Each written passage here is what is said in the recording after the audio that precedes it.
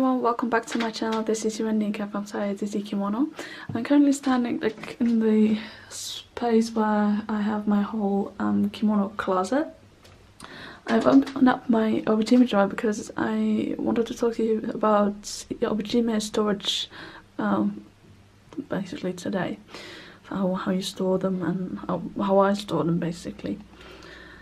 Now, I recently turned this around a little bit because all of the Obijime were folded in half, pretty much like these ones, but I turned them into thirds because currently I'm working on making some baskets for these because I couldn't exactly find storage like boxes or whatever that were suitable for these. The ones that I did find were too tall, so they wouldn't fit in here. So I'm making them myself with crochet actually. I pull up one of these. I made some before, so this is like for my koshihimo, and this is from general for some like my tabi, my datejime here, and then the koshihimo. So they're very easy to make. This is basically just single crochet. If you search like how to crochet a basket or crochet a square basket on YouTube, you'll find loads of tutorials. But yeah, so I'm working on those. I'm about halfway through making the first, so I hope that at the end I'll have like 3 or 4 baskets that I can put my Obijime in. But what I wanted to show you today was not only how I store them, but also how I fold these. So as you can see, I have my very most formal ones all the way in the back, and then they go to more casual in the front, with the exception of my micro Obijime. So this is like all the flat ones, and over here I have all my round ones, a couple formal ones, and then all of my summer Obijime. Like all these ones. The ones in the middle, these two on top, they don't have the ties, so I need to actually cut a few more. And then underneath I have my more formal Obijime.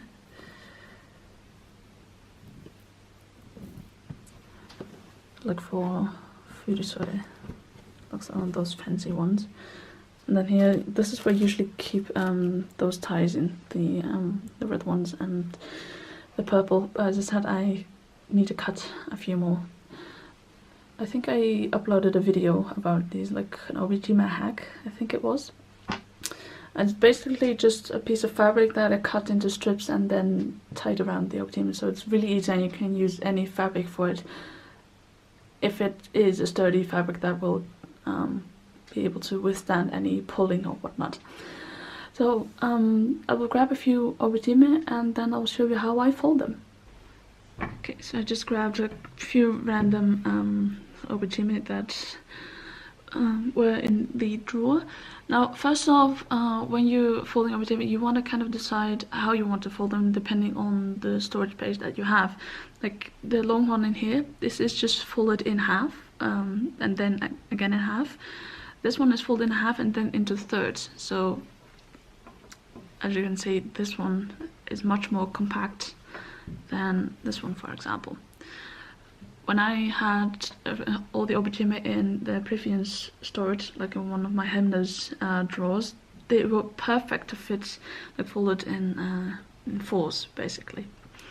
But now that I have all of mine into that one drawer, this third method is much more practical for me. So let's start out by taking the ties off, and then I'll guide you through each one and how to fold them. So basically with Obijime, as you see, they are quite long. What I do first is just grab one end, grab the other, and slide my hand all the way to the back, and then fold them basically in half. Pretty much putting the other end with one that you just grabbed. Then grabbed in the middle, just fold the tie around, just making a knot, just a simple knot. That's how I fold them in half, basically. I do have like ties for every single one of the Obijime, except for the two that I previously showed, because I obviously have too many Obijime. But what I like about these is that they keep the Obijime together really nicely. So that one I grab one out, the others will remain in their place and won't like get all chaotic and whatnot. So that is this one. As for the other Obijime, so this is the methods for folding into thirds after folding it in half. So I have both of the ends together. I can show this on camera. When you want to measure out, just folding it into third, like the closed end first, and then again. So if it's not into thirds, you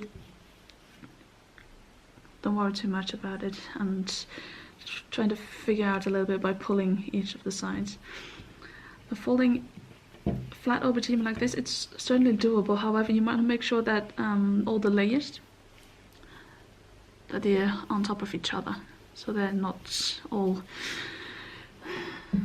sliding from side to side. And sometimes, especially with small Obijime or ones that are a little bit more slick, it can become a little bit difficult. This one is luckily behaving itself really nicely, so that you can see how it's folded into thirds and compared to this one.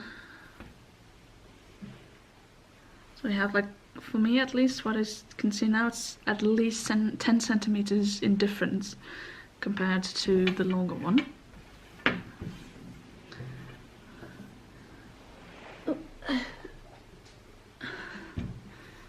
And as for a round Obijime goes, it's pretty much the same principle. Just take both ends and then the other one, put it together. So either way, I can half